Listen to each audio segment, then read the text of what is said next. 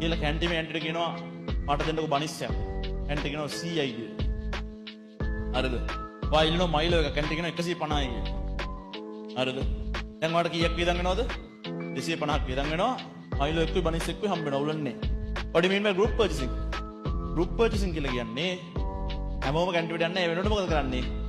එක්කෙනෙක් මං ගිහිල්ලා කැන්ටිමේ ඇන්ටි අහනවා කීයද ඇන්ටි බනිස්සයක්? ඇන්ටි කියනවා 100යි.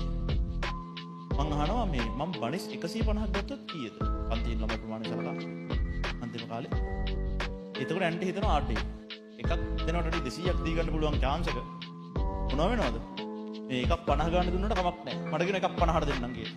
දැන් 50ව 200ක් කීයද? 10000යි. හරිද? ඊට පස්සේ මං අහනවා මයිලෝ එකක් කීයද?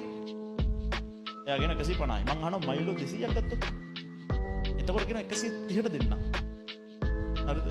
දැන් මයිලෝ 200ක් ගත්තොත් 150 ගාන 30000ක් යනවා නේද? ඔව්නේ. මයිලෝ 200ක් ගත්තොත් 130 ගාන 26000ක් යනවා. හරි?